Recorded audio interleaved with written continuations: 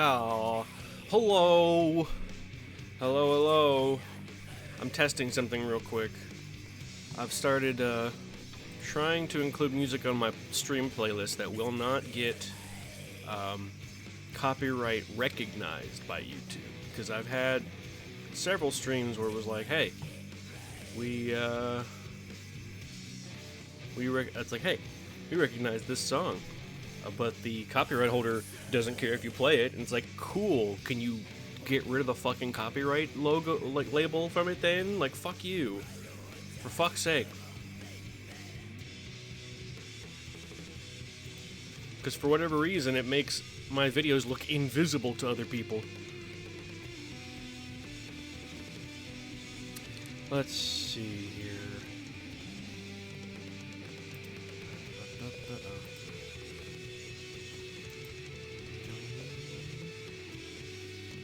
Nice. Nice. Okay. Orlo? Who? What's Orlo? I don't know what that is. Unless you're referring to Alara.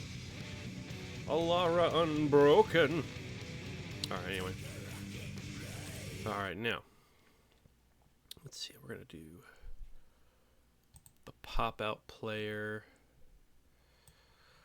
Put that over here. Oh, that's cool looking. And we're gonna move on to the reading portion. Ho ho! This is a quick look at where this story begins. It is a plane known as Alara. Planes in magic are essentially worlds. And this world consists of 5 large land masses that have been separated. But at one point they used to be one landmass. They're known as the Shards of Alara. And there is one individual who seeks to bring them together again. And we're going to find out if he does.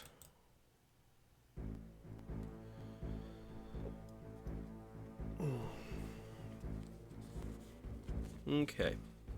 Don't mind me. I'm just going to learn. Alrighty, Sam. Enjoy your lurk.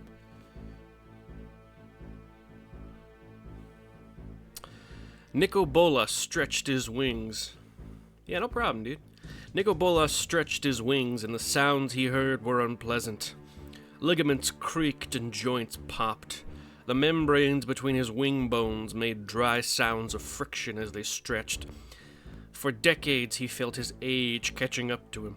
His age was an imposing enough figure that he felt deeply invested in, eluding the arithmetic.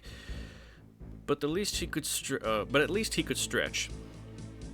The chamber deep under the necropolis at Cataract was finally complete. The last of the dead soil had been scraped out from around his bulk, and the tomb had become a proper lair. I actually need to check my necropolis at Cataract. Oh, I actually do wonder if I downloaded a shit ton of images last night to see if I could get some character profiles and landscapes, and I do wonder if I managed to download one that was the Cataract I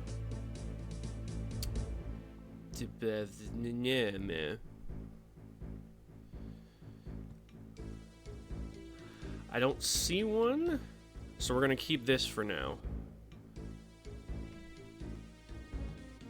And also, almost forgot, Nicobolus is here. And this be the Dargon old man. The impact of the damnable mending had left him broken. His omnipotence was mutilated, and his mind felt like a sieve. He was truly an elderly dragon. I may need to sneeze soon. He truly felt like an elderly dragon. Where are we? He had fled Dominaria, another world, hoping the mending wouldn't reach him, but its effects had caught up to him indeed. Like thunder catches up after a crack of lightning, he had felt his power drain. He had felt the millennia of knowledge seep away. He had felt the tattered edges of his own wings for the first time. But if nothing else, am I not a survivor? What's that, Master? Came the response unexpectedly. So what if he said it out loud? Am I not a survivor? Bolas snarled. His second in command, the unholy creature Malfegor, this be him, only stared at him. Half demon and half dragon, Malfegor had come into being centuries before, under circumstances too horrible for many to contemplate.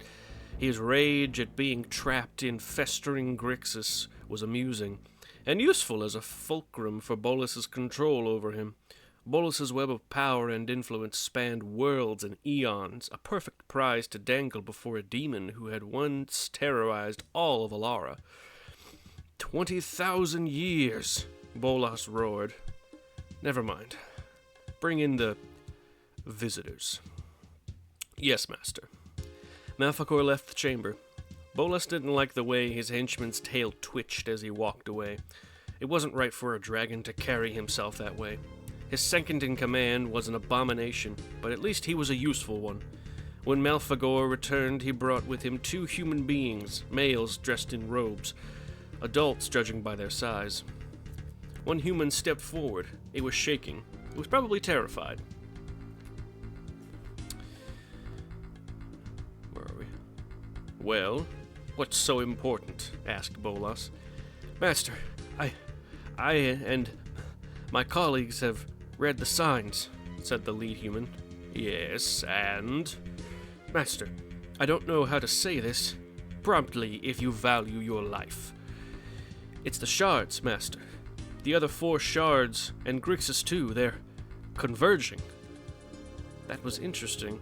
Had one of the little rodents finally figured it out? Oh?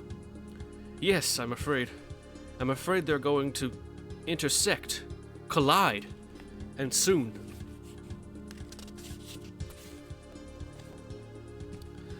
Bolas's lips pulled away from his teeth. The amusement he felt was genuine. How soon? The 2 humans looked at each other. They didn't seem to know what to make of his expression.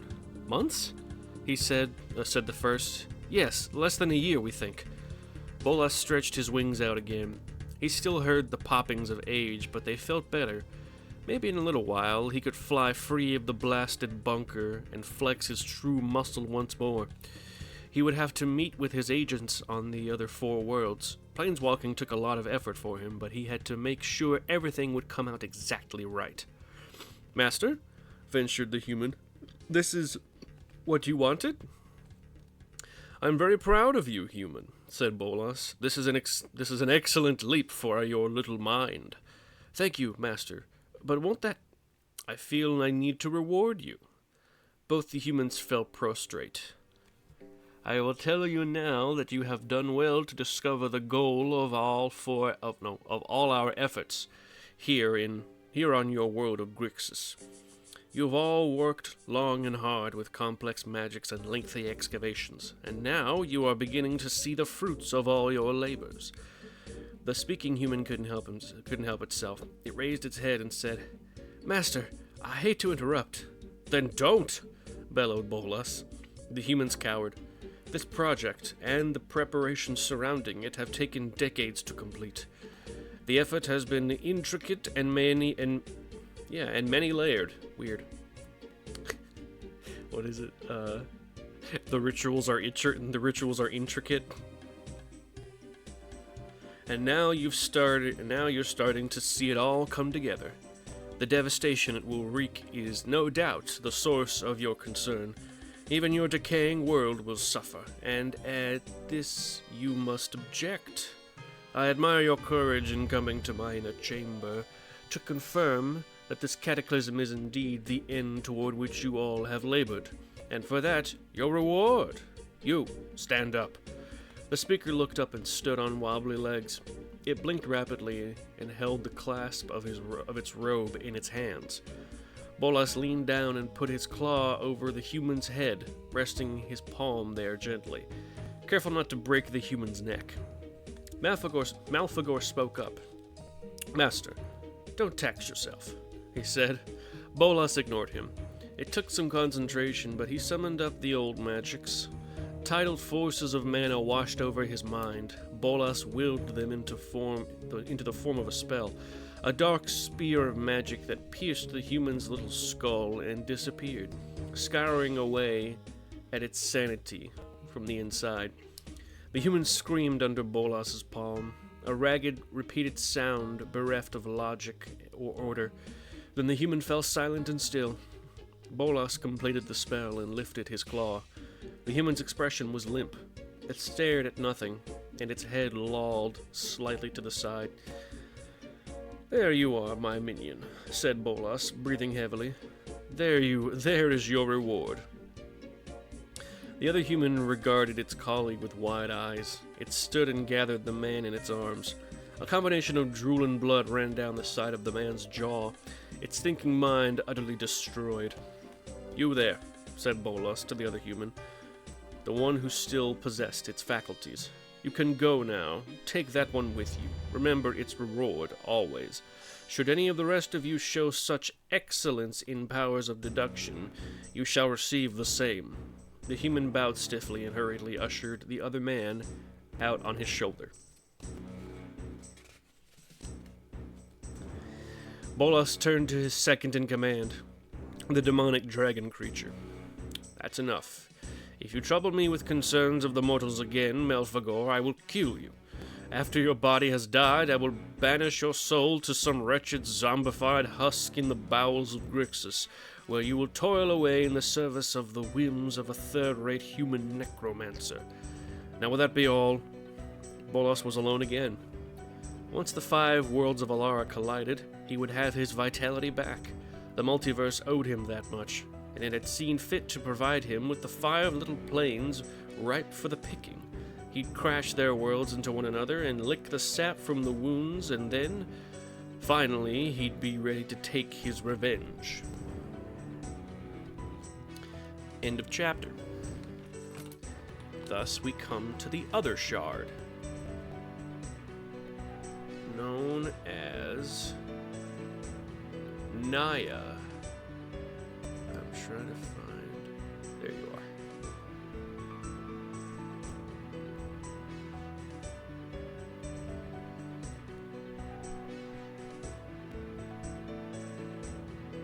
Naya.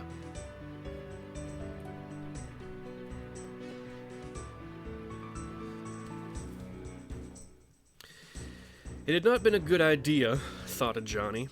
Oh, it's a Johnny. It's the boy. Well, I don't know if he's a boy in this, but he's usually an old man.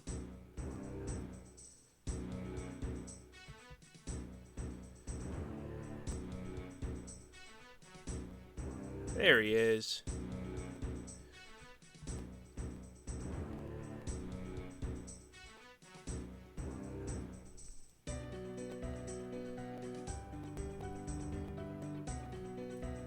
Alrighty. It had not been a good idea, thought a Johnny. There we go. He should turn around and go before the beast saw or smelled him in his hiding place, but it was too late for that. His axe was already in his hand. The gargantuan before him had legs like 3 trunks, and shaggy moss grew on its back and flanks. Its most salient features were its tusks, 4 enormous prongs that swept down from its mouth and up into the air in front of it, each ending in a point tapered enough to punch clean through a Johnny's chest. The beast's tusks swung back and forth as it bent and grazed on whole trees. It enveloped the foliage of a few trees in its mouth, then pulled back its head, stripping a mass of juicy branches with scraping teeth. The crunching sound as it chewed was deafening. It's still a little too loud, that music. There we go. That's better.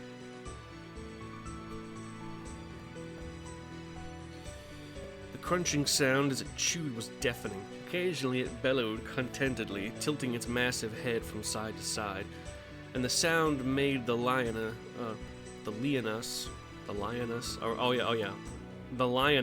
around Johnny's hiding place shudder. Oh, okay, wait, the lianas. I'm not sure what that is. But anyway, Johnny had been the hunted himself once, although he hadn't been an obvious target like this. He had been pursued through the jungles and fields of Naya like a wild pig. Humans didn't usually hunt his kind, but they had seemed to single him out. He had been special to them somehow, special in that they wanted him dead. Maybe he was just as bad for singling out the behemoth. Johnny could think of plenty of reasons to leave, but he knew it had to happen. So it was probably best not to think too hard about what he was about to do. Johnny had tracked the beast since morning, shadowing it at a distance for hours after encountering it. Keeping careful track of the wind direction so as not to alert the beast of his scent. His patience had paid off. The gargantuan hadn't discovered him, and in fact had managed to tuck itself into a dead end of sorts. A sky-exposed clearing surrounded by a glade of thick trunks, too massive for it to smash. Johnny could press the attack, and the behemoth would have nowhere to run, although its size would be less of an advantage in the clearing. Facing a gargantuan of Naya, solo was still likely to be suicide.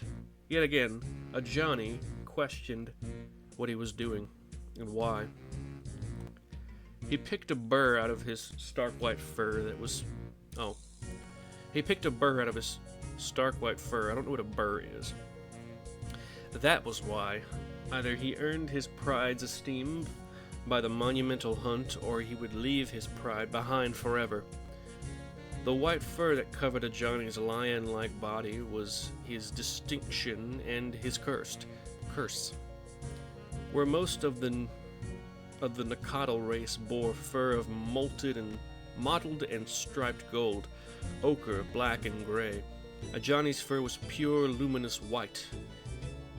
He glowed against the dappled foliage of the Naya jungle, and like a brilliant torch in crowds of his fellow Nakatl. The scorn of his kin had been immediate, and was never-ending. Johnny's pride was a community of warriors, and proudest and fiercest pride of Nakatl in all of Naya. But to him they were a community of tormentors, like the day when the humans had hunted him. When the furless ones had given chase, his pride mates had left him behind. The humans didn't pursue the others, only him.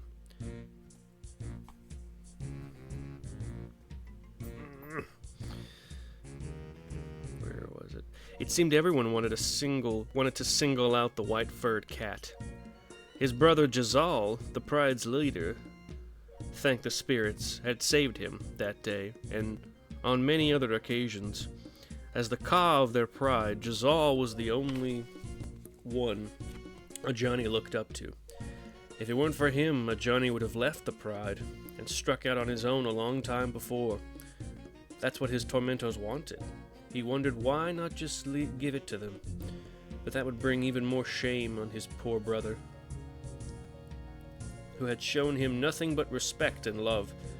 Johnny owed it to Jazal, the Ka, and his only kin to show the others in the pride, the determination he carried under his shameful hide. He would show them that that the hunted white cat could become a worthy hunter in his own right. In fact, he would show them that he could be the greatest Nakatl warrior since the hero Marisi himself. The breeze changed, and Johnny felt the fur on his back rustle as he faced the behemoth.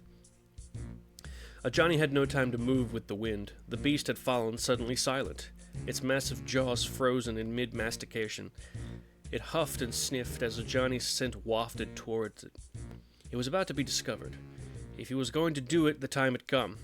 Johnny sprang from the foliage and sliced at the meat of the beast's thigh with his axe.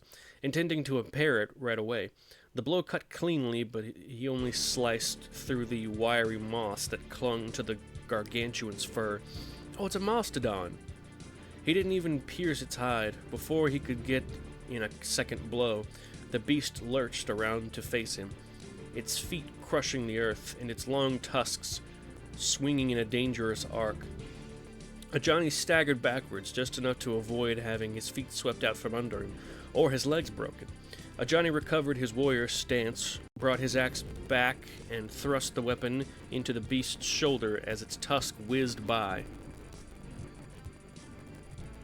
Oh, goddamn.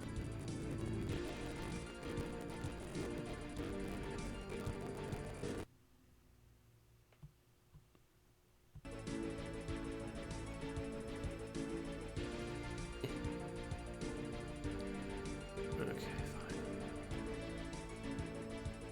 There we go. Oy, oy, oy. Still need to move some shit around. There we go.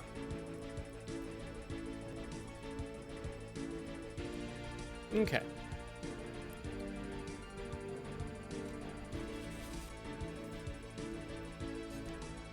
Let's see. Brought his axe back and thrust the weapon into the beast's shoulder as its tusks whizzed by. The graze broke the rubbery skin, but the beast's hide was so thick he saw only the pinkish white of blubber. Again, he had drawn no real blood, only its ire. With a snap of its head, the gargantuan brought its tusks back around towards him. Johnny retreated frantically to his hiding place, but with two sharp swings of its tusks, the beast shredded the stand of small trees. Johnny's back bumped into a thick trunk. He charged at the broad head before him with his axe, but the behemoth butted its head directly into the blow, tangling the shaft of the weapon amid its tusks and ripping it from Johnny's grasp. Both beast and hunter shifted back with the new development, and Johnny saw that the handle of the weapon was caught fast in the beast. Empty-handed and lacking the next strategy, he froze. The behemoth grunted and shook its head violently, trying to free the object from its tusks. It succeeded, flinging the axe almost straight up, the blade turning end over end. Johnny's prized weapon became snarled high? What? In the foliage. Oh, snared high in the foliage above. The beast roared and squared off, facing Johnny. Its mouth was open wide, and Johnny could feel its hot, rank breath on his face. As it reared up, Johnny knew he could be trampled or gored with equal facility. He bore no more defense than the shrubs the beast ate for lunch. As it lunged down at him, he instinctively leaped up high enough to dig his claws into the gargantuan's muzzle. He scrambled up onto its head, grabbing great handfuls of bristle as he climbed and tucked himself into the shaggy moss around its neck. The gargantuan let out a bellow that rattled Johnny's bones, a bellow he was sure could be heard all the way back at his pride den. The beast thrashed its head, but at the nape of its neck, Johnny was safe from its tusks, and he clung on.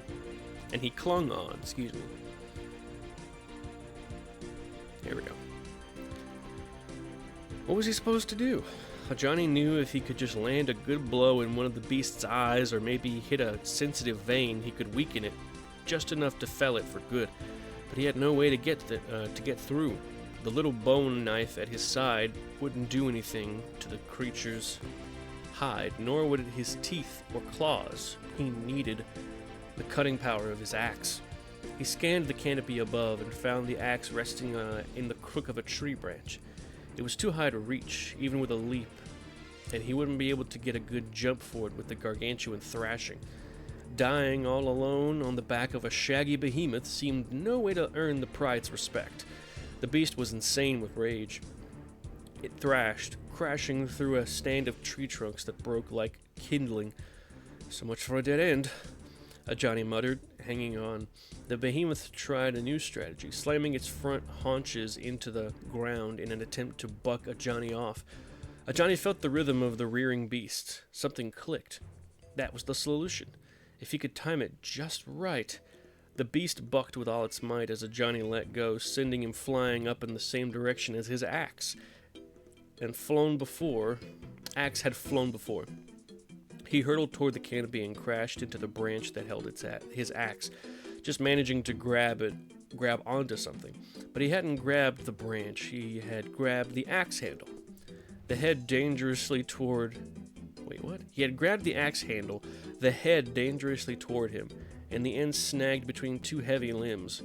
When his weight lurched down on it, the wooden handle bowed. Between the branches, there was a sickening crack, and the axe handle snapped. With the splintered axe in his hand, Johnny fell. Oh, end of that chapter. We're getting through these chapters real quick, damn. Oh, okay, let's see. Too easy.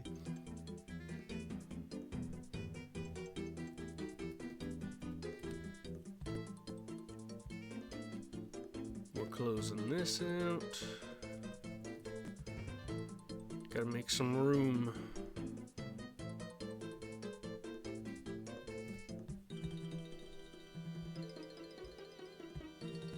Should have closed this before.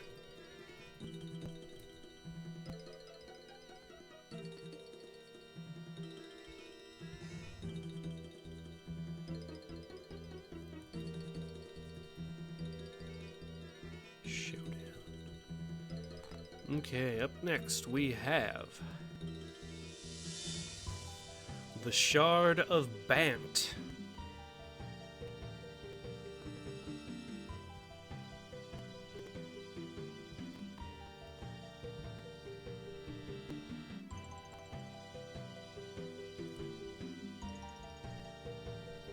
Let me see if I can find a little better of a landscape here.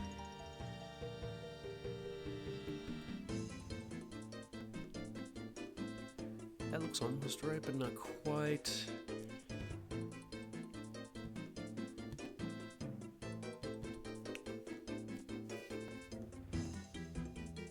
That's a little better.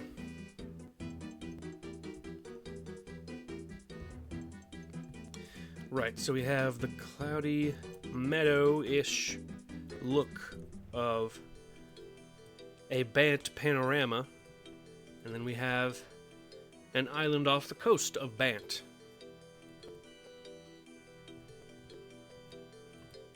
There we go.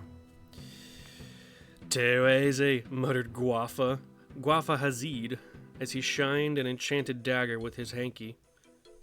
I hate that word. I hate the word hanky. Ugh. It sounds so fucking gross. Also, this is Guafa Hazid.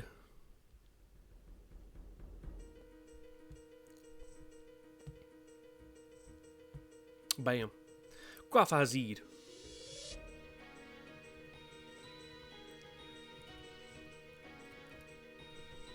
There we go. Bam, bam, bam, bam, bam. Too easy, muttered Guafa Hazid as he shined an enchanted dagger with his handkerchief. It was as if his prey wanted to become trapped. Do they seek me out? He wondered. Does a spider stay fat on flies that are slow or that are suicidal? It must be an attempt at pride, if only pride and death. He decided, admiring the reflection of his beard. I mean, there's like a little bit of a beard in his picture, but not really. As he admired the reflection of his beard in the dagger, the weak of mind must know that, in some sense, they deserve to be deceived and defeated, and they seek out whomever can speed that destiny along. He couldn't blame them. Were he that pathetic, he'd want it to be over quickly too. Hazid's caravan had stopped just shy of the border of Akrasa, Bant's proudest agricultural country, ostensibly to conduct trade. Trade, quote-unquote, was Hazid's favorite word. You get something, I get something, he thought. We're both happy, except that you've lost something precious, and I've lost nothing. And by the time you realize your mistake, I am a countryside away. His dagger, for example, had come from a smithy on the Gessian coast, who had wanted out of his lowly laborer's caste. Hazid didn't blame him for that, not in the slightest. The man had thought that a proper Acrason sigil would earn him the status he desired, as well as passage out of the bandit-ridden town in which his station condemned him. Instead, the piece of tin Hazid traded him had earned the man a month in jail for fraud, caste infringement, and possession of a counterfeit sigil. The dagger was a work of art, though. It fit the part precisely, an assassin's dagger, concealable and deadly sharp, made for nothing but killing a man. Master Hazid, said one of Hazid's men, to get his attention.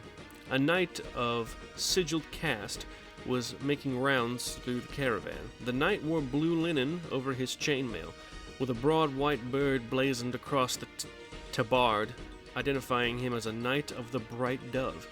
It was a minor order, but well respected, often charged with keeping the peace at border crossings. Why is the music getting so loud all of a sudden? Goddamn.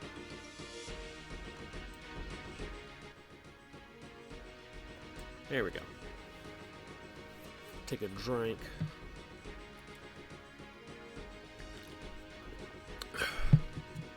It is a raspberry peace tea that I'm enjoying this evening. Hazid gauged that the knight was assigned to inspect the caravan. If he were like the others of his order, he would be passably smart and difficult to bribe, but would also travel alone. He would check the wagons and the caravan, looking for any merchandise that shouldn't be there, and unless Hazid did something, the knight would find what he sought. Hazid needed to be quick before the gentleman of the Bright Dove had time to examine the first wagon. It was time for the beautiful little dagger to do its thing, and he knew just who should do it, and he knew just who should hold it. "Getty, come here," called Hazid. Do I have Getty's image? Getty images. I do not. But I do have the orchards that they're talking about.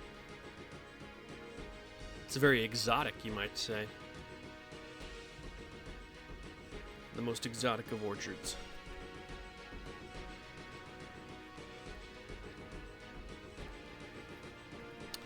Returning to Guafa, which is just a silly fucking name. Where are you? Getty, come here, called Hazid. One of Hazid's larger, stronger merchant underlings plodded over to him. Getty was a simple man, broad of shoulder but not of mind. He had aspirations to be a thief, but had the grace of an ox. Yes, Master Hazid? Hazid put his hand on Getty's shoulder and looked around. What? Circumspectly. I've never heard that word before, as he spoke. Getty, I need to know that you're a man I can trust, a man I can use. You want to be useful to me, don't you? Getty's grin was the perfect response. He was not a talkative man. Hazid clapped him on the shoulder. I want you to take this, said Hazid, and do something useful with it. He slipped the dagger into Getty's hand and glanced over at the knights significantly. Be careful. Getty grinned as he moved away, holding the dagger against his thigh. Hazid turned to the representative of the Bright Dove. Good sir, Hazid said magnanimously, striding over to the knight. I bid you welcome. Yes, indeed. Good day, said the knight. Can I see a manifest for this caravan, please? Getty was walking in a wide circle around to the knight's blind side. Of course, said Hazid, and produced one. Here you are. The knight took the scroll and unfurled it, reading intently. Mostly farming implements, as you can see, said Hazid. A bit of this and that, as always. We've been as far as Jess this month. Anything in which I could interest you? Perhaps something for the children? Wooden toys from Valoran? No children, murmured the knight. Oh, murmured. No children, murmured the knight. This manifest has an out-of-date stamp. If you and your merchants could step to the side for a moment, please. I have to check the contents. Getty approached from behind. His man was doing well, and so was he, thought Hazid. The fly was almost in the web. Ah, well then, said Hazid. Something for the spouse. We have earthen vases from Eos. They're absolutely lovely. Sir, please step aside, said the knight. I'm going to have to inspect the wagons, now. Of course, said Hazid. Please take all the time you need. Getty was circling, closer, any moment. Sir, look out! cried Hazid. The knight spun around to see Getty coming at him with the assassin's dagger held high. The knight was admirably quick, but he put one hand to Getty's... As he put one hand to Getty's weapon and drew his sword with his other hand, and hit Getty hard in the gut with the pommel. Getty folded in two, the breath knocked from his lungs and the dagger knocked from his hands. His face was a comical mask of confusion as he fell to the ground. The knight was over Getty in the blink of an eye. He took the dagger from the ground, then shouted an arrest spell over Getty's hands and neck, pinning him. Getty's eyes were bewildered, only turning to a state of ruefulness as the knight led the would-be assassin away to his mount at sword point. That's what you get for stealing from my inventory, Getty, you weak-brained bastard, thought Hazid. Thank you for the warning, said the knight, returning to Hazid once he had fastened Getty's bonds to the mount. But this attack was a serious breach of the law, and the attacker was under your authority. The fact remains, I still have to inspect these wagons. Hazid sighed. He had already done Getty a favor today, granting him the destiny he had asked for with his eager fingers, and the poor checkpoint guard was going to ask for his own favor? Hazid had a mission to accomplish, a quest of such utmost importance that the angels themselves couldn't stand in his way. It was a burden dispensing fate to so many. Drummer, strike up the caravan drum again, please, he called. The sound of a deep, reverberating drum answered him. Sir, the knight said, I'm going to have to ask you to... The knight slumped over, holding his stomach, falling away from Hazid's swiftly thrust dagger. As the knight fell, Hazid plucked the caravan manifest from his hand. Get the body into one of the wagons, Hazid said with a sigh. Oh, and get this little stamp for the... get his little stamp for the manifest. An underling of Hazid's collected the knight's stamp and handed it to Hazid. Hazid mashed the stamp into the manifest satisfyingly.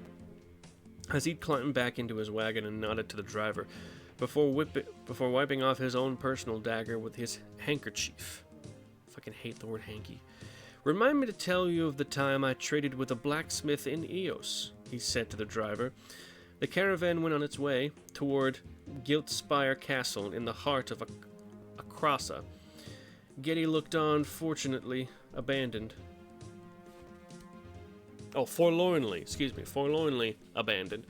Poor Getty.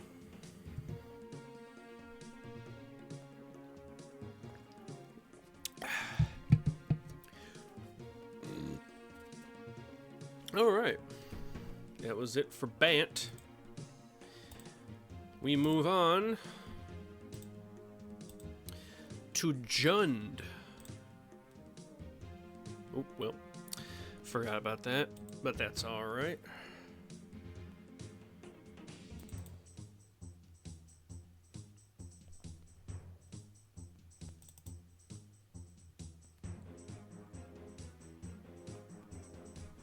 We got two big locations here.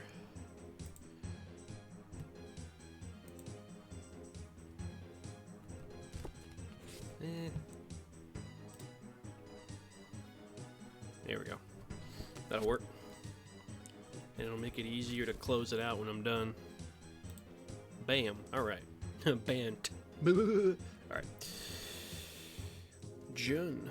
Rakka. Rakkamar. Do I have Rakkamar? I do have Rakkamar. Fuck yeah. Okay, thus we see the volcano jungles of Bant. A similar jungle to Naya, but one with a more darker side, a more ravenous side. And we are introduced to another character, Rakkamar.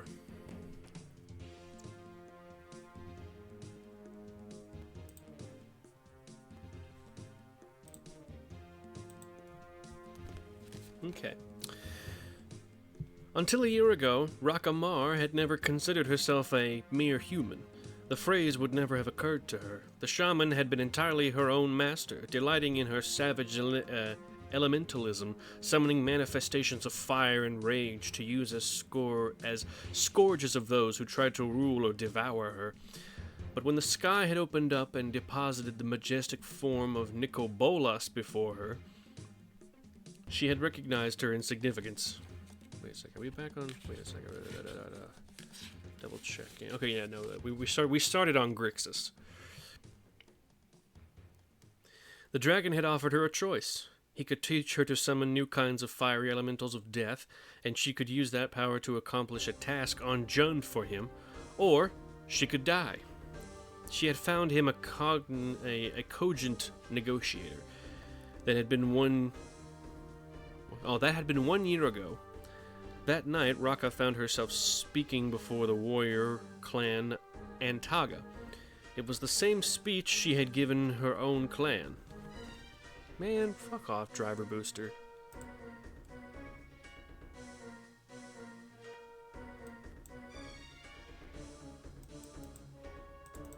There we go.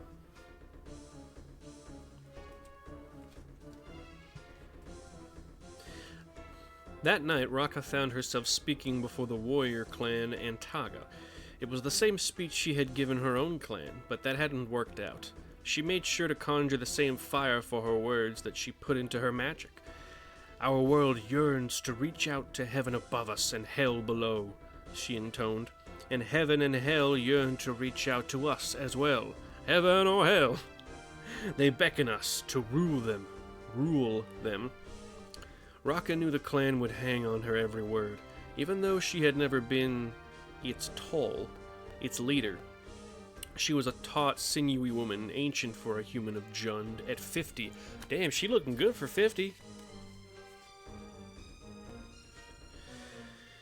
But still as tough as gristle, her arms and face were tattooed with swirling symbols of elemental forces. The goblin bones and Viashino skin trophies tied into her hair rattled as she spoke. Her teeth were filed sharp and stained black with the dark sap of the Tukatung tree, as those of Jund's most devoted shamans were. As most of Jund's devoted shamans were. So, either the book got her teeth wrong or the artist got her teeth wrong, because those are some pearly whites right there. Let them eat it up, she thought, and tomorrow we'll see who's eating whom. The tall of their clan, a dreadlocked, bare-chested brute of a man called Kresh, grunted in agreement. Kresh was more than 20 years her junior, but he had earned her grudging respect since she joined his clan. Like all tall leaders on Jund, Kresh had violently seized control of his clan in single combat. Rakka had known the old Tall as dirty a fighter as they came. But this braid-headed youth, Kresh, had crushed her handedly in the blood challenge, and his hunting prowess was second to none. He was a true predator of Jund, and the other warriors were unquestioningly devoted to him. That fact would help her cause in the task to come. We are warriors primordial, Rakka continued, drawing mystical lines in the air with hands that glowed like oozing lava. When heaven and hell reach out to embrace us, we must continue our hunt to other lands. Only through our conquest of the worlds above and below will we fulfill our destinies to rule the apex of life. The hunt is our true path, the path that leads us to triumph, and we must follow it always, even into the maw of death. She smiled and her black teeth shone. I'm not sure if she should have black teeth or not. Also, I'm just now noticing her thighs. Goddamn. What's that? What's that word? I learned. I learned a word. Another fucking online ass brain rot word called hag maxing, which is just a younger man who goes after an older woman. It's like the opposite of a cougar. It's so fucking funny. Anyway. Oh man. Another chorus of assenting grunts followed. She eased into the task at hand, her true mission for Kresh's clan. Until we are called to the hunt in the path beyond, we must continue the hunt here, in the dark places of our own world.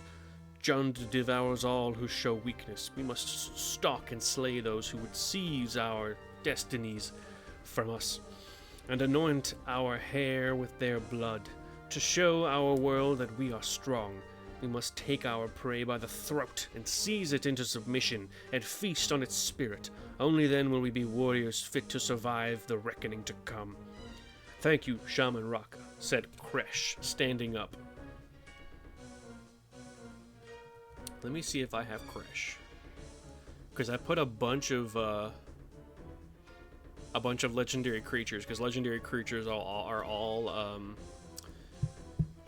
more often than not characters in the story, but some of them don't appear. I do have Kresh. Kresh the Blood Braided. He's looking rad. I dig that. I dig that shirt. Anyway. Whoop. Sorry. Bumped my mic. Oh, I love Dogs of War. This is a perfect song for it. This is the perfect moment for it. He took her side at the fire and addressed the clan himself.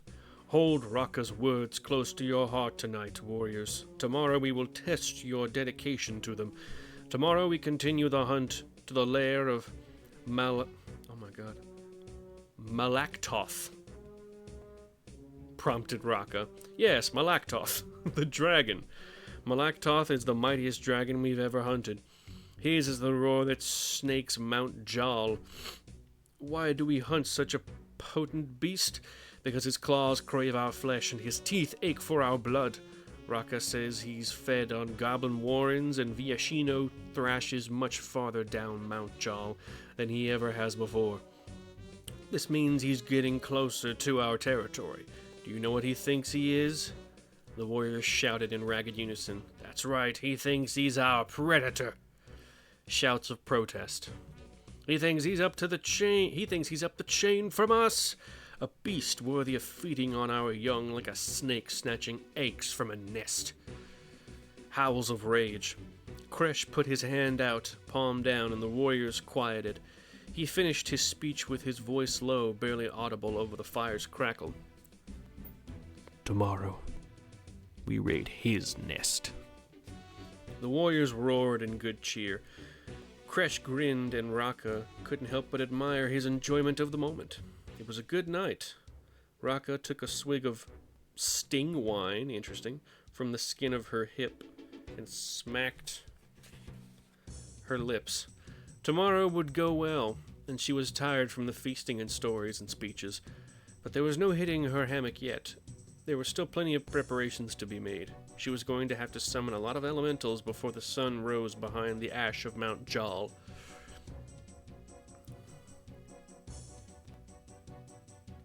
And we return back to Bant.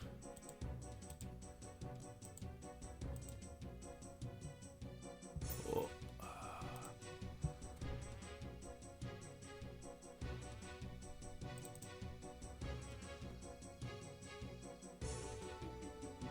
Da-da-da-da.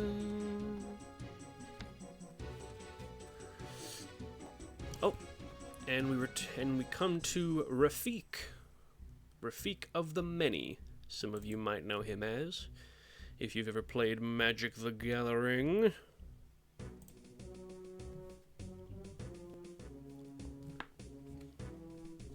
The face of Rafik of the Many was wobbly in the silvered glass, but the razor was sharp and precise. He shaved away the stubble from his cheeks and neck, leaving his trademark beard, the same beard depicted on a sigil of patronage used in his home country of Eos. He splashed clean water from across his famous face. What a weird way to put that. The shaved skin stung, but Rafik liked it that way. It let him know he was scraped perfectly clean. A young page girl handed him his towel, and Rafik nodded in thanks, dripping. The girl was of mortar caste, of low rank but clever and dutiful, one of the many pages, squires, aides, and valets of Rafik had met during his travels throughout Bant. Weird. "What's your name?" Rafik asked. He made a point of learning all their names. He thought it was only right. Although she was of a lower caste, it was the patronage of honest people, such as the page girl, and the sigils bestowed in their honor, that gave him his own rank and renown.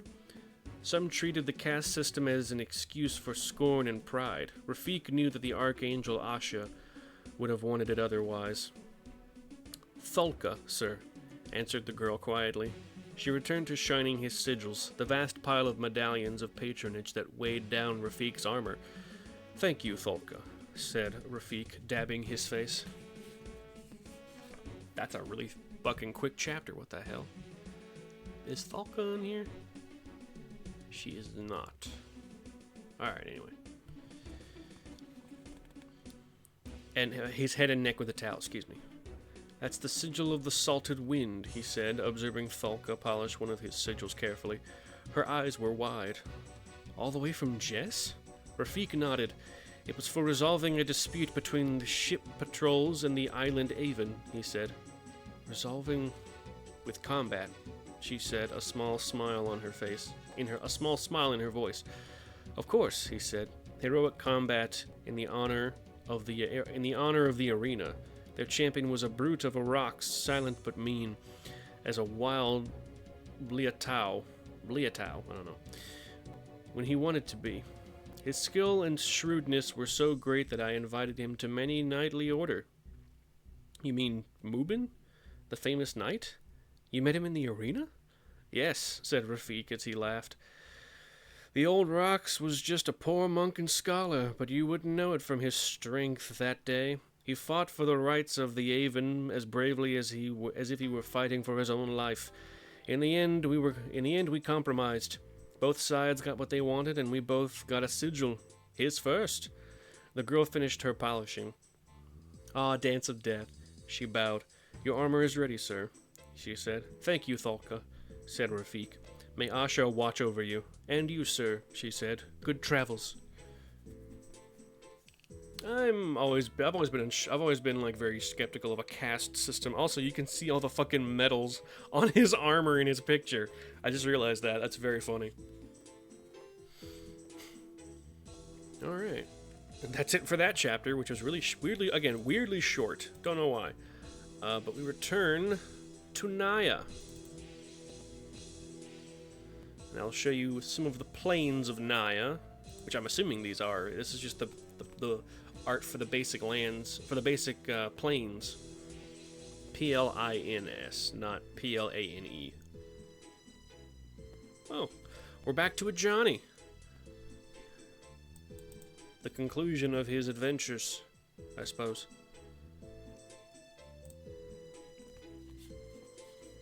Oh, hold up, I had better check and see. Alright, yeah. We're about to get to the ad, but not quite yet. As Ajani fell through the air toward the behemoth, he gripped the splintered axe handle in both hands just to cling to something solid.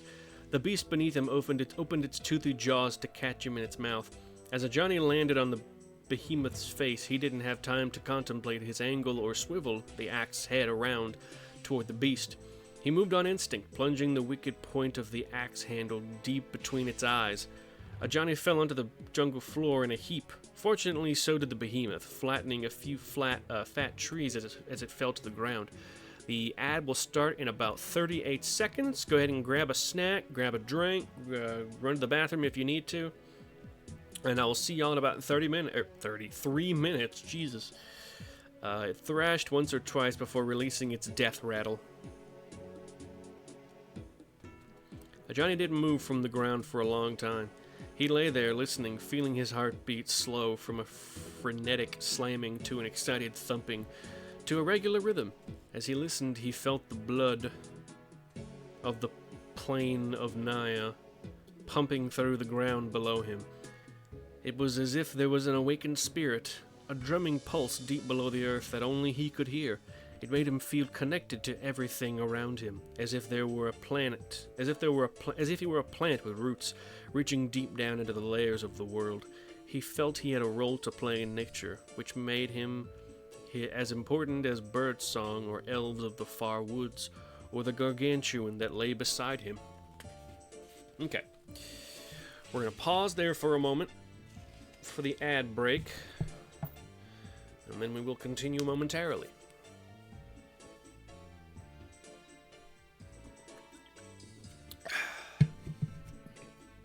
Ooh. Yeah. Good evening, VOD watchers. Hope you've enjoyed it thus far. I really enjoyed it so far. This is really cool, the way they're hopping back and forth between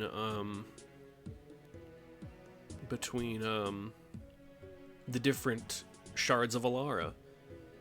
They got different stuff going on. It's kind of weird the way that some of the chapters are just like absurdly short, though. It's very strange. Still, I'm glad that I was able to find a lot of the pictures that fit. I just kind of went with it. I looked up like a list of characters in the novel, and it's like, got you. And I have a sub job tomorrow, so it'll be a short stream this evening. But no less fun.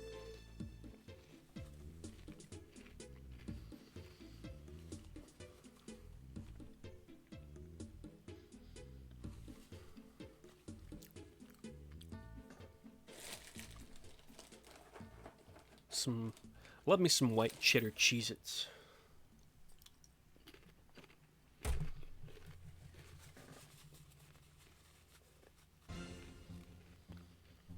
Oh yeah. Yesterday I pre-ordered the Switch port of Faith the Unholy Trinity, physical copy, from fangamer.com. I'm very excited about it. I just like having games physically, and Faith is definitely one worthy of that for sure. I might do a marathon mode. Just do the whole thing, just play through the whole thing in one go.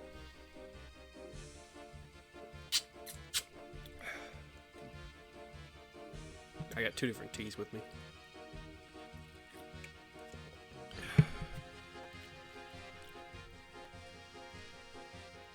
But yeah. Oh, I'm still waiting on the last two cards I need for my E-Honda deck. I don't know why. Sorry, I don't know why it's taking so goddamn long. It's really annoying though. Very annoying. And it feels like my address keeps getting changed in the options menu, even though I have corrected it multiple times now. And it's just the addition of like 4 numbers at the end. Let's see if it's... I actually need to check it and see if it's been changed again. I don't know why it would be, but hey. Wouldn't be the first time.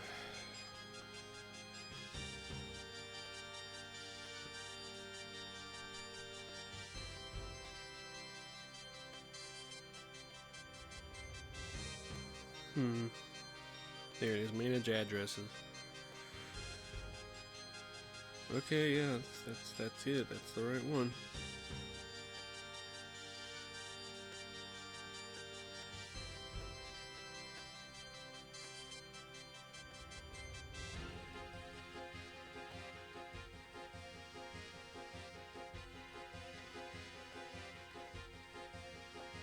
Yeah. Yeah, I don't know why it wouldn't fucking work. It's really weird. We're back, though. We return to a Johnny laying on the jungle floor of Naya. And,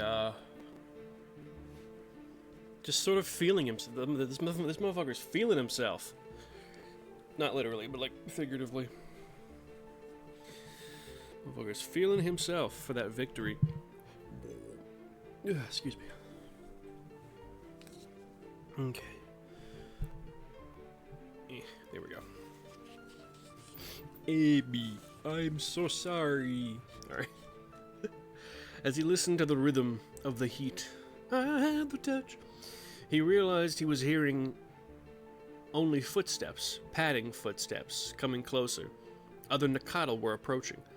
Johnny sat up to see the fangy grins of Tenoch and his gang. A mangy bunch of fellow Nakatl lean in from Johnny's pride. Tenoch was one of the Nakatl who had left him to die when the humans were hunting him that day. "White fur, you disgraceful freak," said Tenoch. Tenoch was tall and golden-furred, the son of the pride's most revered elder. His laugh was a derisive staccato wheeze through snaggly teeth, which caused a little rain of spittle to arc onto Johnny's fur. "This is our patrol. What are you doing here?" Tenoch took it all in. What have you done?" Johnny had no breath to answer. Tenoch's gang looked around at the scene. The dead behemoth, Johnny's splintered axe handle sunk up to the blade in the beast's forehead. The broken trees and trampled forest floor. The blood splattered on Johnny's fur. "He's killed a gargantuan?" whispered one of the Nakatl. "By himself?" hissed another. They were not the brave warriors that most Nakatl prided themselves in being. Tenoch's gang members were the idiot toughs of Johnny's pride. Individually, each one was a coward, but together they could mean grave danger. They were exactly the element of his pride that Johnny had hoped to win over with his feet, but also the worst to anger if they weren't impressed. Tenoch scanned the faces of his gang behind him. Their mouths were slack with poorly hidden awe. For the moment, their leader was forgotten. Tenoch snapped back to Johnny and his eyes narrowed. "This is fine meat, White Fur," said Tenoch evenly. "What did you plan to do with all of it? Were you going to sit here and gorge on it yourself?" Johnny spoke, recovering his breath.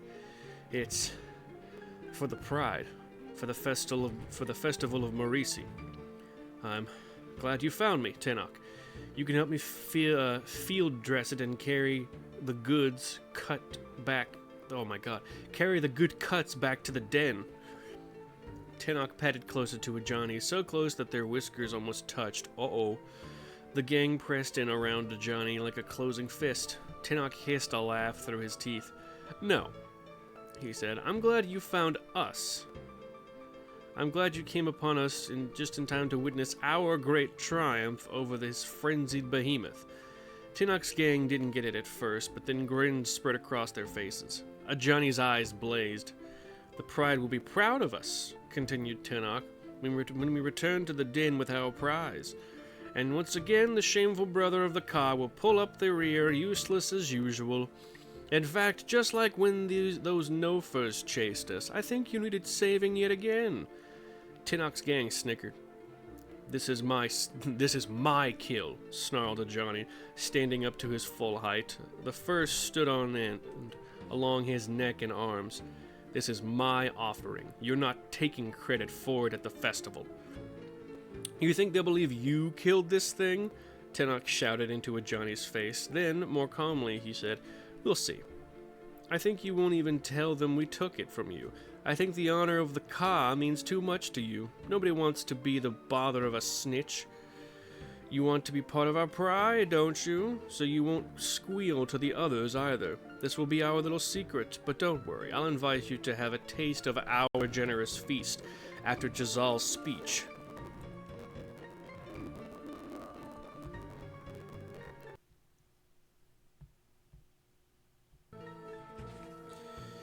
Where are we?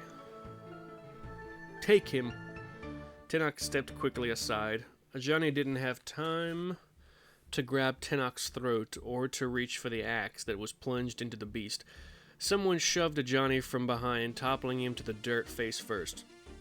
He tried to push up onto his hands, but the gang held him down. All he could see was clawed feet. It should have been me in charge of the pride, said Tenok's voice somewhere above him. Not some family cursed by the likes of you. You'll bring bad luck to the pride, so it's only right that we bring you a little misfortune. Roll him onto his back. Ajani struggled, but claws gripped his limbs and turned him, slamming him into the back. Oh my god, why is this worded so weirdly? Ajani struggled, but claws gripped his limbs and turned him, slamming him onto his back. Tenok's gang held Ajani's arms and legs fast, leaving his torso open and vulnerable. The dust of the brawl did little to obscure his stark white fur. It shone in the jungle shade as it always had. Tenok leaned over him, his face hanging upside down above Ajani's own. He brandished Ajani's axe handle, retrieved from the beast. He held it near the head, wielding the long handle like a bloody pointed club. "What's the matter?" said Tenok. "Scared of your own stick? Scared of a little trouble? What are you gonna do? Run to your brother and tell him how scared you were of your own pride mates? Oh, I know, you'll probably have him punish you, won't you?" Ajani's face was pure intensity. "I won't," he said. "Oh, I think you will. I can see it in your eyes. You'll have the Ka punish us. You'll have us banished as part of your celebration of Marisi, you little freak. And that's why we have to defend ourselves." Tenok brought the axe handle up above his head, and with a crazy look in his eye, beat Ajani on the chest. Ajani couldn't evade the blow, and it struck true and deep, punishing his already battle-weary body. He choked on tiny breaths, clenching his gut muscles in an attempt to find air. There would be pain later, but Ajani only felt the sense of drowning. It was like falling into a pit and seeing the sun dwindle away into the vertical distance, except that Tenok's face stayed right in front of him, upside down and smirking. He can't take it, man. He's going to... What? He's going down just from one image... From... What the fuck? Why would you word it like this? He's going down from just one. One what? You can say the word. You can say the word swing, for fuck's sake. Imagine what two will do. There was another blow, a dull thud that reverberated through his organs. It felt like his chest was breaking in two. As he grasped for air, Johnny stared into Tenok's eyes. The vertical pupils danced up and down.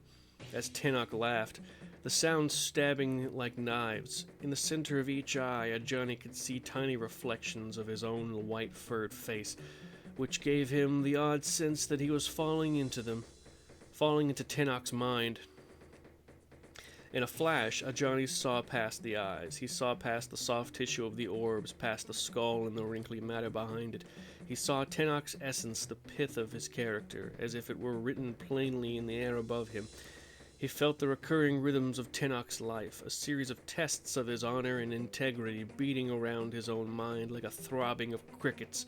He experienced Tenok's suffering, his guilt, and the crushing expectations of his mother. He felt Tenok's pangs of envy at every success enjoyed by those who were more capable than him, including Jazal and Ajani. Tenok's soul was a sculpture carved away from a state of amorphous youth into the person he was. Day by day and choice by choice, his soul was a masterpiece, just as beautiful as any work of art Ajani had ever seen. Ajani's breath had finally returned. He lay there heaving breaths, little jabs of pain striking through his lungs on every inhale. Tenok looked at him, frowning. "What is it, freak?" How could he tell him what he had seen? Ajani couldn't help but smile a little. "Tenok, I see you," he said. Tenok's head reared back slightly, then his eyes flared. "What the hell did you just say to me?" Tenok demanded. "I see you," said Ajani. "The truth inside you." That was the wrong thing to say, of course. Oh, what? That was the wrong thing to say. Of course it was. Oh my god. Of course it was too strange, too intimate, a thing for the victim to say to his bully. And Ajani knew it as he said it. The beating that followed was all the more brutal because of it, but the blows felt almost irrelevant next to the vision. As unconsciousness gripped him, Johnny tried to recreate it. The more he tried to call back the images, the more they faded.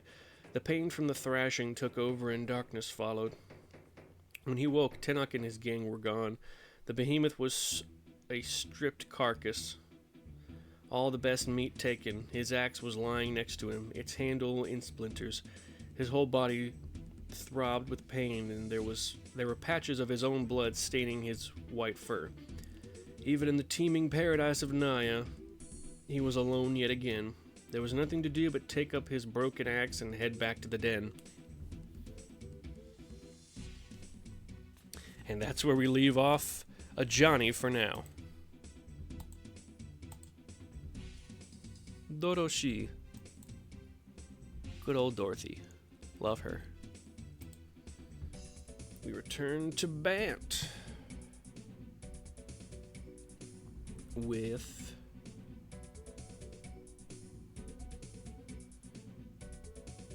all right, we're heading back to Guafa. Guafa Hazid. Let's see.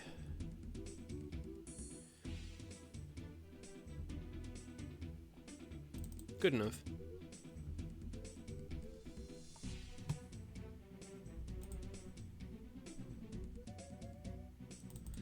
And motherfucking Guafa Hazid. The man born to be bullied, because he's a fucking tool. I mean, same for Tenok. Tenok's a fucking asshole as well.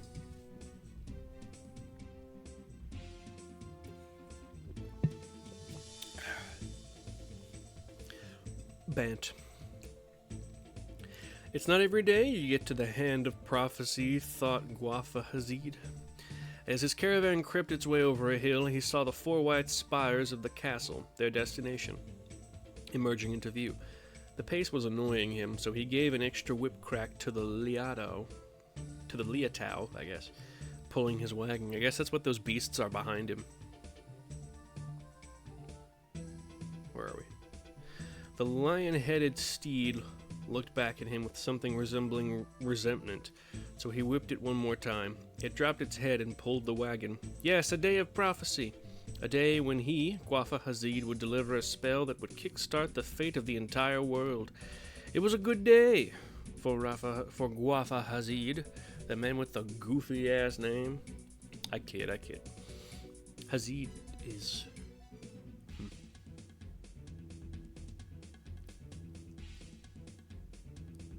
Hazid sounds Arabic, but I could be wrong. The checkpoint had been troublesome business. A night inspector's corpse was not exactly the cargo Hazid wanted cluttering up his caravan, and perhaps he had been rash to leave this man, Getty, all alone, bound to a horse in the middle of the Akrasan Plains. But these were details more insects when... Wait, what? These were details, mere insects when compared to the giant stature of his plan. How could he question his own judgment at this point? Every detail folded together perfectly. It wouldn't be long before every one of his choices throughout his life would be vindicated. Couldn't this blasted cat go any faster? We're approaching the castle, sir, said one of his guards on horseback. While I ride on horseback. Good, said Hazid. Ready the chanters. Yes, sir. The castle rose into view like a white whale breaching the surface of the sea. Glimmering buttresses, capped with towers of gold, reached for the sun, and the wind pushed waves of brilliance across Akras's ocean of brown grass. It was among Akras's first citadels, and was still the largest. The 4 towers supported a central stronghold and lifted it high off the ground to symbolize the elevated nature of the higher castes. I guess that's what's behind him. Also, hilarious fucking main menu music right as he's entering a big city. In effect, Hazid's entire career was based on identifying those strong supporting towers upon which all of society rested. Once those foundational supports were breached, the spoils were always left hanging, defenseless in the middle of the open air. "Sir, a contingent of knights approaches from the castle," said Hazid's guard. "What's the status of the chanters?" "Ready, sir." "Fine then. Begin forming the circle. Direct the knights to me." "Right away, sir."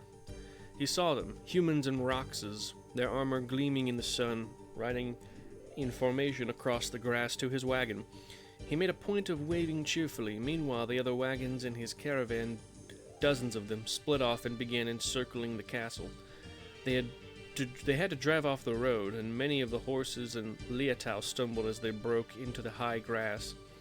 But their wheels cut lines through the fields and began forming a curve. "Halt, please, sir," said the lead knight, a young woman of about 20. "Yes, of course. Good day, my dear," said Hazid. He halted his wagon. "The famous Giltspire Castle. It's more beautiful than the last time I was in Akrasa. How could this be?" Wait, what? The last time I was in Akrasa. "How could this be? Could the Amesha have blessed the citadel recently? I must say the shine on the towers is intoxicating." "Manifest, please," said the knight. Of course. Here you are, my dear. Signed and stamped by your own seal. By your own, sir." By your own Sir Hadadir, was it? The knight squinted at the stamp. "You saw Sir Hadadir? He hasn't checked in for some time." "Such a pity that. And he was so punctual with your inspection. With our inspection, excuse me. Can you tell me what happened when you obtained this stamp?" asked the knight. Careful, thought Hazid. Getty may have been discovered already, or worse, the insolent dolt may have sought help himself, and told the whole story. Still, Hazid couldn't resist a little embellishment. "My old servant Getty, that misguided bastard, decided that your Hadadir was the man who'd had a fling with his wife. No truth to it, you understand, although cuckolded he was." Hey, wow, I never expected to see the word cuckolded in a fucking magic novel.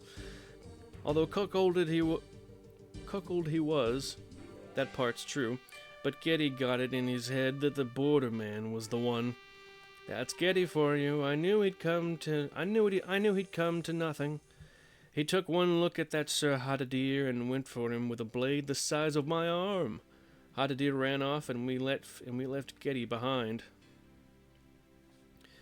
The knight inspected the seal on the manifest, then looked up at Hazid's rapidly expanding caravan.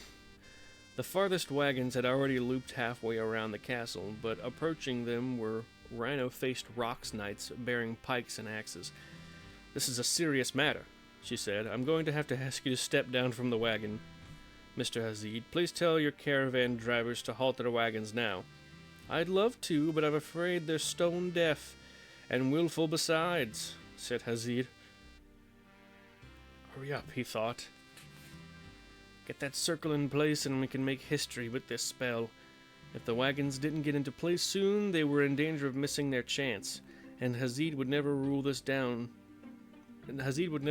own country. Listen, if I could just ask you what the market horses are in Giltspire, I was hoping we could... Quiet, Mr. Hazid. Knight Sergeant, stop those wagons. Strike down anyone who refuses. Now or never, muttered Hazid. He leaped onto the liato at the front of his wagon, picked up the reins and slashed the bindings that held the animal to the wagon with his sword. The liatao roared and bucked out, but Hazid dug his heels into its ribs and held on. With one good whip of the reins, the liatao took off at a full gallop. The chanters droned loudly, their mouths fully opened all around the circle. Human and Rox knights threatened them with sharpened steel, but never advanced. The chanter's spell held them in a sort of dazed incantation, and besides, their kind of mass disobedience was unheard of, and more than a little frightening. Where are we? Oh. Hazid rode hard around the circle whilst whistling sharply. It was all coming together. It's all coming together. One by one, mages inside the wagons threw off the tarps after hearing the signal. Inscribed in the wood inside each wagon was a mystic circle, and after exposing them to the light, each mage sat inside his or her circle and began casting the spell that would propel Hazid into history. That's when the castle began to crack. Hazid didn't notice the destruction at first. He was too excited, riding at full gallop around to each of his mages and wrapped up in the idea that he was actually going to pull the spell off. But it was unmistakable once he saw an enormous slab of one of the white cylinders break off and crash to the ground. Fractures chased one another up the towers one by one. All but one collapsed in on itself. The citadel that was suspended by the 4 towers fell with them, exploding in a cloud of pulverized stone. All the knights and mages fell silent and watched in horror. Hazid pulled his liatao to a stop. His jaw sagged open, and spittle collected in his mouth. The impact reached them in a wind of dust and noise, blasting past, and little flecks of the castle peppered Hazid's face. After the wind subsided and the cloud dispersed, the castle was gone. Only one tower remained, or rather, a sharp, brilliantly white canonical obelisk remained, a structure which must have been hidden under the northwest spire for centuries. It can't be happening, thought Hazid. What have I done? He said aloud. He dropped the reins and looked at his hands, turning them over and over, looking for an answer he would never find. Oh, I think that's fucking Rupture Spire. That's very funny. We return to Jund.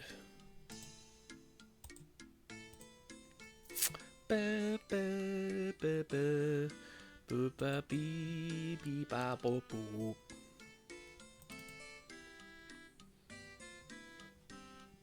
Ugh. Where are we? There we are.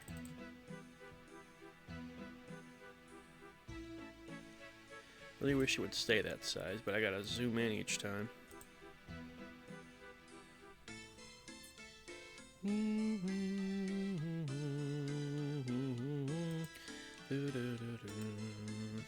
Alright.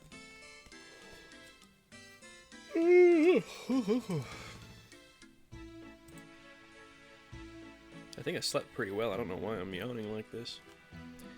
Alright, let's see. Oh, okay. We're back over to Rakka. Rakka Flocka Flame. Yeah, the Rupture... Oh, I did. Oh, yeah, I did put Rupture Spire in here. I don't know why, but it worked. Worked out. That's the spire that I'm guessing erupted from within the castle. Maybe not the surroundings, but definitely the spire that, like, poked out of the ground. I didn't realize I had put Rupture Spire in here. That's cool. There's Rakka. Bam, bam. Alright, Rakka, what's going on? What's going on, me kind?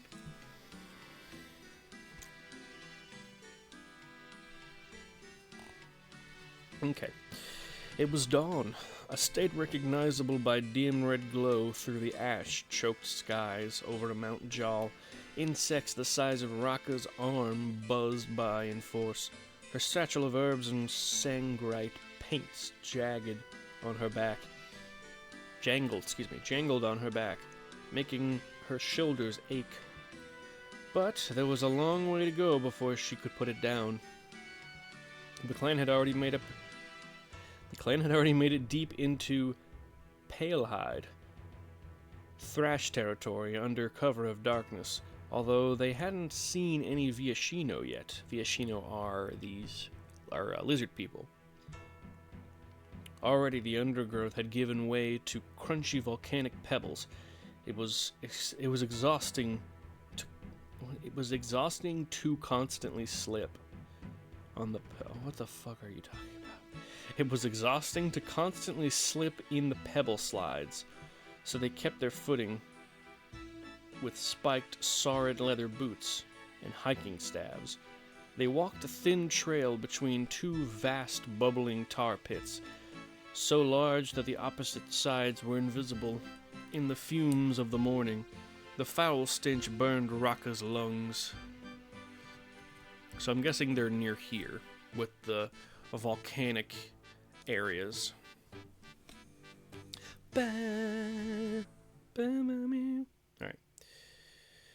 Shh, hissed Kresh suddenly. The clan stopped and huddled down on the thin strip of land between the tar pools. Watchers scanned the skies but saw no reptilian silhouettes. Alright, so we need to go back to Kresh. This be the Kresh.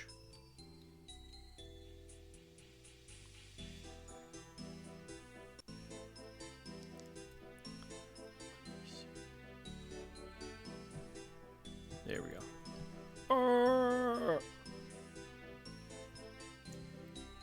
Hold on, I wonder if I have any other Leonin characters with me that we might could think of as. Okay, I've got Jazal. Someone named Marisi. I don't think Marisi has shown up though. Marisi was the legendary Leonin that was named, but he hasn't shown up. He may have shown up in a side story that will not be in this book. I don't know. Either way, we're back to Kresh and his men. Like, what do you call it? What the fuck do you call it? Oh my god. Fucking squatting. Jesus, squatting by some tar pits on Jund. Oh wait, no, there is Tenok. I do have Tenok. Haha, I've got the bastard. There's the bastard that beat up a Johnny. Point and laugh at him. He's a fucking bitch.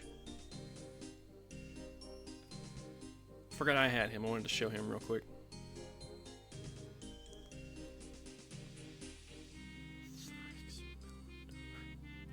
What a goofy ass name.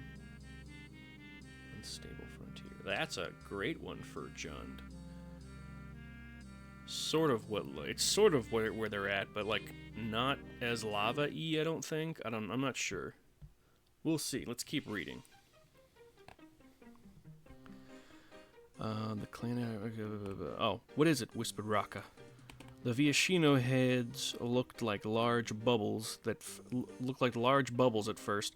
The tar bloated and spat forth a dozen streaming Viashino warriors. Only their eyes and onyx axes were visible through the oily muck. Ambush! Kresh barely had time to say. The Viashino hissed like volcanic vents and pounced on the clan. 3 of the watchers were dragged down, screaming in seconds. Kresh swung his sword, cleaving a Viashino clean in half and grimacing as hot tar splattered his chest. Okay, so they're in tar lands. So we don't need the forest.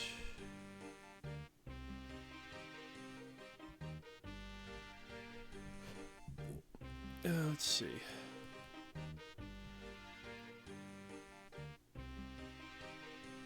But this guy, I don't think he's in this, but this is an example of a Viashino from Jund. So you've got a bunch of these guys ambushing the warriors. Warriors. Hard ones. I love that fucking line. It's such a stupid line. Anyway. Rakka snarled at an attacker that had crept up from behind. Its tongue oscillated in its mouth. Its teeth were 100 barbs. Rakka put her back to the rest of the clan, protecting her satchel of spell components, and brandished her hiking staff. The lizard man tested her with a quick snap of its axe.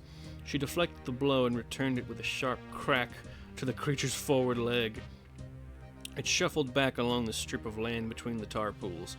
Behind her, she heard screams, clangs, and ugly wet crunching sounds. She pressed forward, intending to buy herself some space to summon a minion to give her a little advantage. Instead, the Viashino let her come, and another one grabbed her leg from the tar.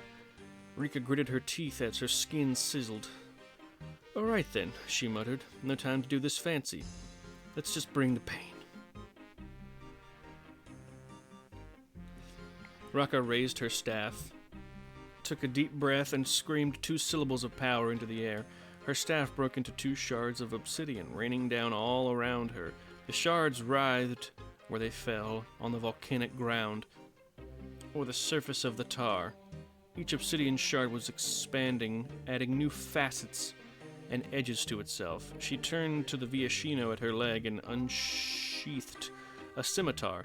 Before she could swing it at the creature's wrist, though, it yanked hard on her leg, dropping her within inches of the boiling tar. The Viashino yanked again, dragging her across the volcanic pebbles to the other tar pool. Other pool of tar. Oh my god. Cannot fucking speak. Jesus Christ. So she's getting wrecked. She kicked hard, catching the Viashino full in the face with a satisfying thud, and it let go of her ankle.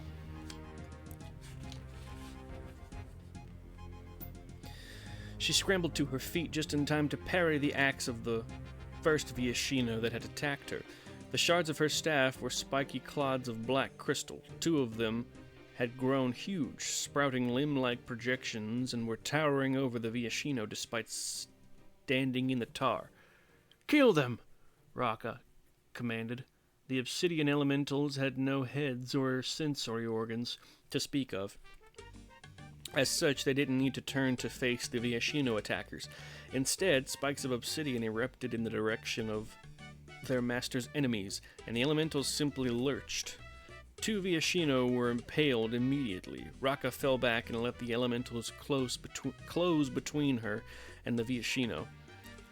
She hazarded a glance behind her, thinking she'd be in the center of the fray, but instead she saw that she'd been cut off and isolated from her clan, who battled back the Viashino several paces off. A Viashino leaped at her with an onyx-tipped spear, but she chopped hard and shattered the spear into pieces.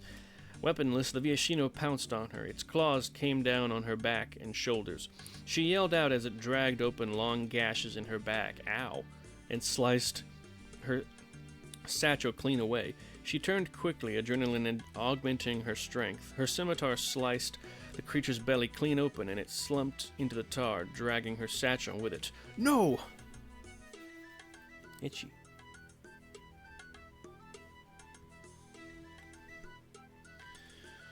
Rakka watched in horror as the satchel sank into the bubbling tar. She knew her obsidian elemental minions would puncture the thing if they tried to touch it, and its contents would mix hopelessly with the tar.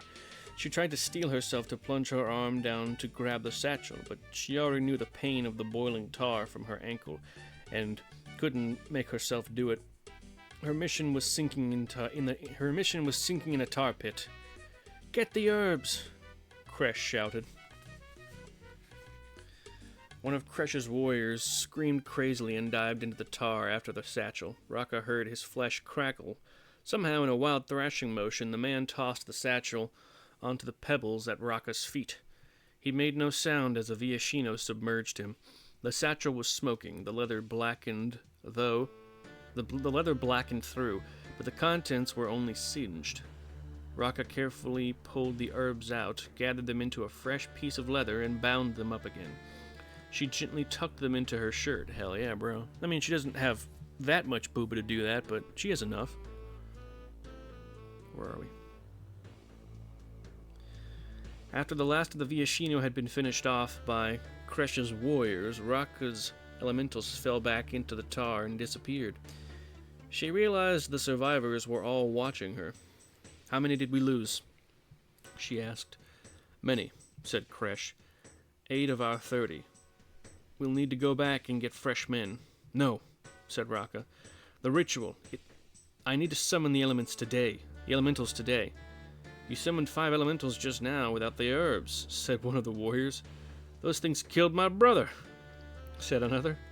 Kresh was sizing her up, waiting for a response. Those were just simple minions. I need to summon the elements of pure fury from under the mountain in order to defeat the dragon." The warriors murmured. "That's enough," snapped Kresh. The warriors fell silent, but his eyes were only on Rakka. He's sizing up them titties, no? I kid. We're back on Bant! Already back to Bant. Back to Bantix. Aw, Easy. Good old Easy. Apparently drawn by Ermame26. It's been forever since I saved it, so I don't remember. Weird.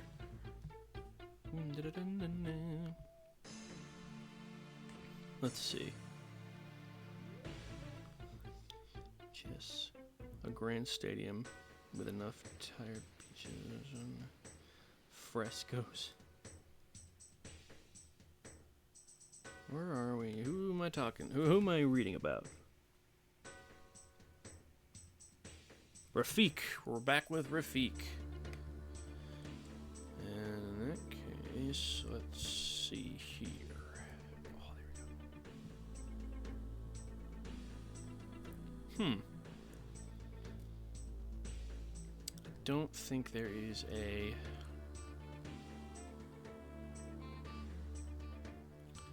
thing for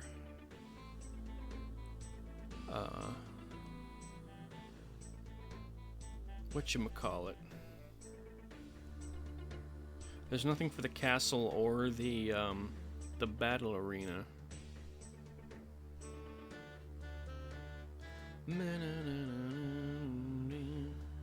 Oh, it's the barbarian village. Cool. Yeah, we got nothing. Oh well. Boop, boop, boop, boop, boop. Let's see.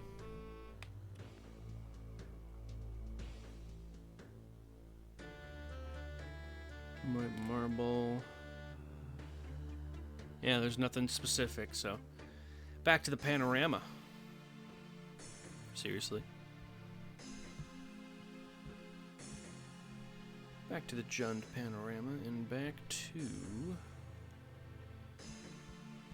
Rafik.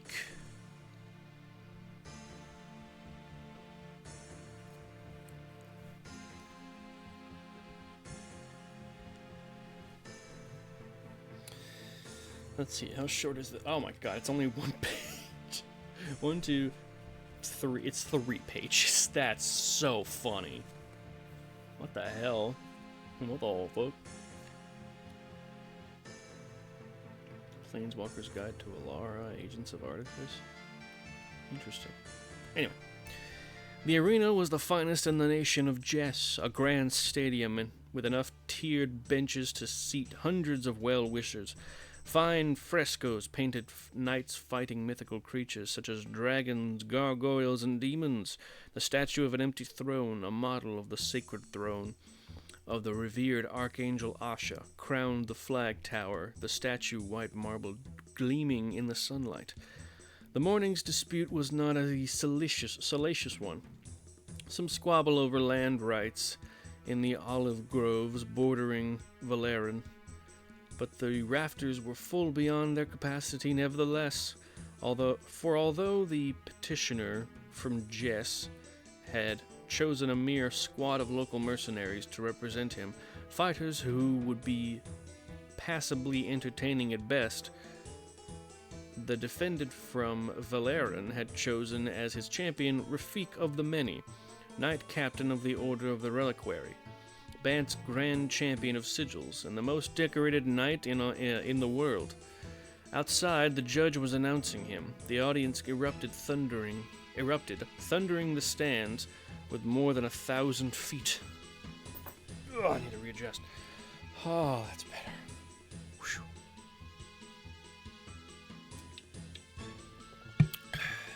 Bam, bam. Bam, bam. Rafik put his forehead to his sword and prayed. Asha, gentle archangel, thank you for last night's rest, he said. Let your morning's light cleanse the world. Let your mind's wisdom guide my... His second? The gruff Rox Mubin called from the door. Rafik! Rafik rolled his eyes. Wisdom guide my soul, he continued. Let your heart's bounty fill the field. Thereafter may you rest. Thereafter may you rest, while I battle in your stead, bringing your benevolence to all.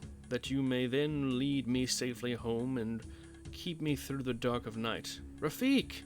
Yes, I know. They are introducing us. It's time to go. Yes, said Mubin. But that's not why I'm here. It's a blessed. She wants to talk to us after the dispute is settled. One of the blessed caste is here? Who?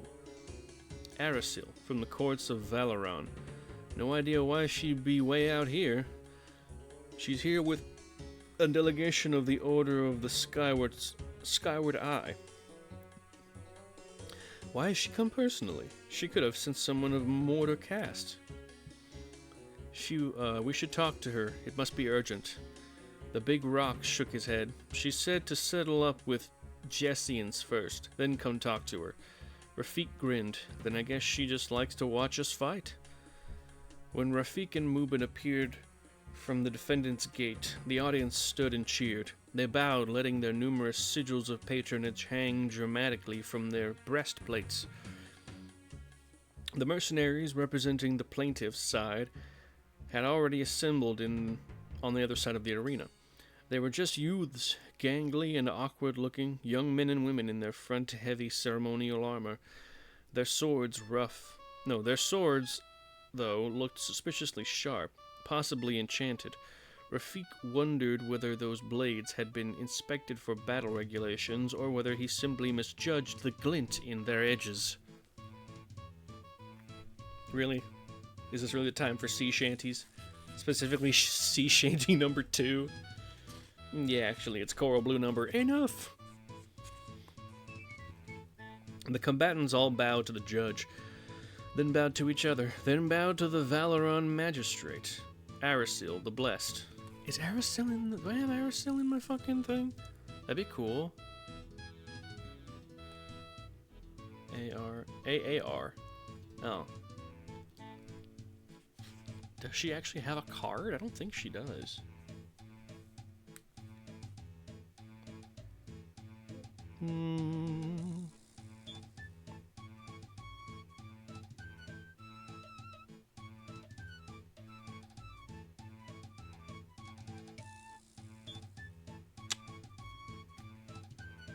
A-R.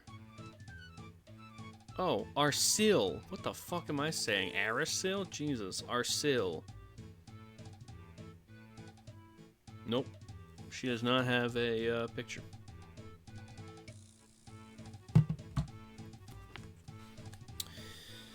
Then in that case, we return to the Jund panorama. As she nodded gracefully, the judge led a prayer for all assembled as everyone directed their outstretched hands to the sacred statue of the Archangel's throne, beseeching her grace over the dispute to be resolved.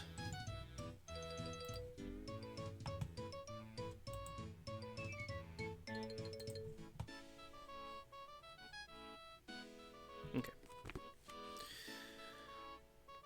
Finally, the judge called the Rock's Knight, Mubin, and 3 of the Jessian mercenaries forward. According to custom, the seconds of the champions always fought first. It was time to settle the dispute as the law of the angels intended. Rafik watched the face of Arasil the Blessed seated in the royal box in the audience.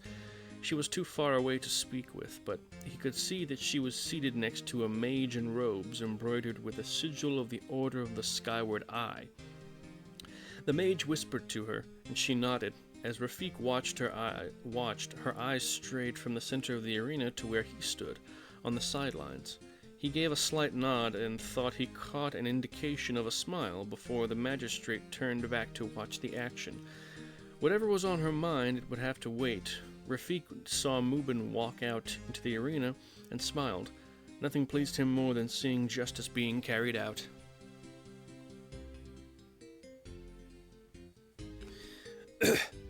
And we return to a Johnny next for another very short chapter, and then I believe that will be it for this evening.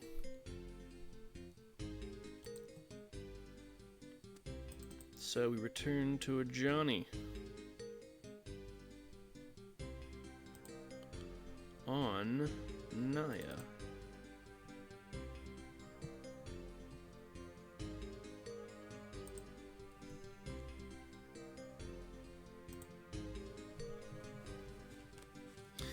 Johnny only wanted to trudge back to his lair and sleep off his wounds. He wanted to lie still until the festival had... he wanted to lie still until the festival and forget about the whole thing. Maybe he would find some other way to win the pride's trust, or maybe it was simply time to go. But someone noticed him on his way to the den. It was his brother, Jazal. But Zaliki, a childhood friend of the brothers... What? It wasn't his brother, but it was Zaliki. I think I have Zaliki. I believe I have Zaliki. I sure do. But it's a comic. It's her from a comic book. So the image is not great quality. There she is. Zaliki.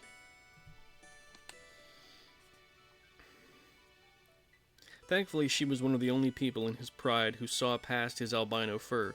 Seeing the blood streaked across his white pelt, she gasped and intercepted him at the entrance to his lair. Johnny, is this your blood? She demanded. What happened to you? He realized in that moment that the whole enterprise had been stupid. It was useless to try to buy the pride's favor with a reckless stunt. He was outraged at Tenok and his gang, but humiliated with himself. Never mind, Zaliki, said Johnny. It's nothing. It's obviously far from nothing. Here, come into the lair and sit. I'll bandage you, and then you'll tell me everything. He sat while she bandaged him, but he didn't tell her any details. I was hunting. There was some trouble in the forest. I broke my dark iron axe, the one that matches my brother's. You're always so closed, Johnny, Zaliki said. You keep it all to yourself. There's nothing in you that wants to come out. Just tell me. I can help you if you tell me. Where have you been? What did you fight? What did you think about the Wait, what? What do you think about the future? What? Johnny raised a brow at her. That's a broad question. Do you mean the festival? That'll go fine. Jazal will make his speeches and everything will work out as it always does. No, I mean this pride. Do you see yourself here forever? Do you think things will go well for us in the future? Her contrasting orange stripes glowed oddly in the gloom of the lair. I guess I see myself here, said Johnny. My brother's the Ka, and I must support him, although I've wondered whether I'm doing him more harm than good here in the Pride. I just feel like... I don't know. What would happen if things were to change? Would we all still be a family? Would we all still stay together? Johnny smirked. Why would things change? Jazal is the most stable leader this Pride has ever had. Everyone loves him. We're the most thriving pride of the wild Nakatl in all of Naya. What's really on your mind? What's really on your mind? It's hard to explain. We'll always be friends, right, Johnny? Always. Friends. The fucking joke of, like, she's clearly into him, but he has no clue. So funny. She sighed and smiled. Thanks. That's what I wanted to hear. So you'll let me help you? You'll let me in on what happened that gave you these wounds? Johnny's face fell. I told you, it's nothing to be upset about. But as he should have expected, she understood anyway. He could never hide much from her. She stood and let the bandages fall. Alright, you stubborn chunk of stone. Let me tell you what happened, and you nod when I'm getting close. Ready? Let's see. You've suffered some new slight, probably by members of our own pride, and it led to a fight.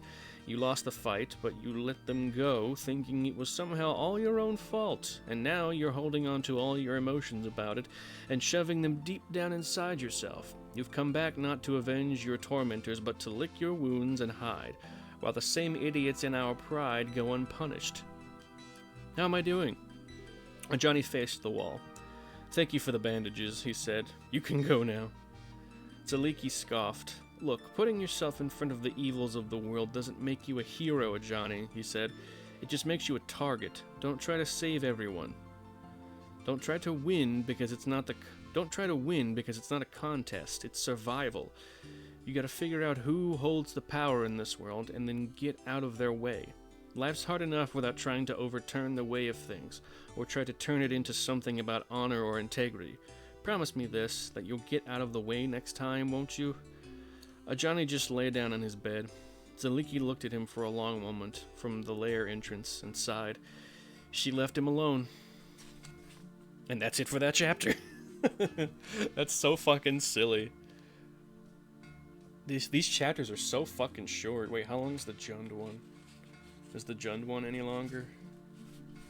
I mean, not by much. It's like 1, 2, 3, 4, 5 pages. This is very funny. I love how short these chapters are. Excuse me. But that'll be it for this evening. I need to stretch. And then next week,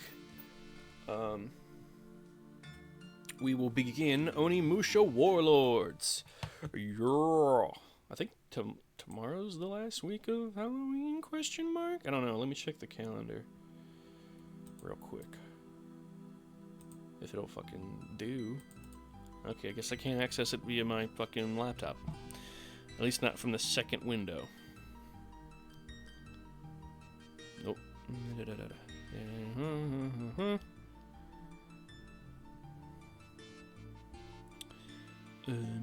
Oh wait, why did I fucking go to Mana Box? What the hell?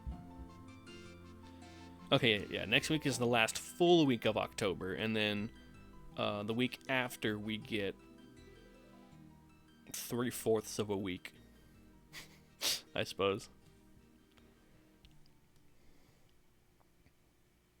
Yeah, because the 1st starts on a Friday, the 1st of November.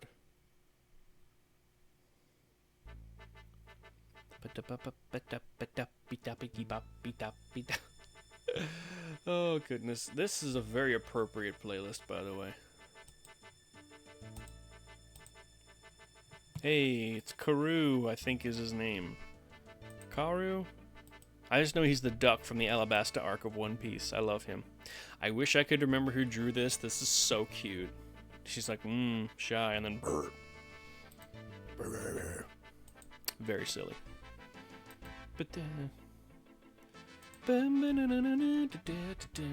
Oh, I love this. There's a version of this for the heroes for Final Fantasy. They're playing their respective consoles. You've got the SNES, you've got the Super Nintendo, you've got the PlayStation over here on the bottom right, and then you've got the PlayStation 2, and then the PSP in the background. That's so funny. And I love that Ultimisia has the little miniature PS1 thingy that Japan had. That's so silly. I love that. It's also very interesting that what is it? That there's there appears to be three mainline Final Fantasies per system. So the first 3 were on NES, the second 3 were on SNES, and then the other 3 were on PlayStation 1, and then on PS2 you had 10, 11, and 12. But I don't think there's a villain represented in Dissidia, in the original Dissidia, for Final Fantasy 12. Ugh. But it's got some great characters.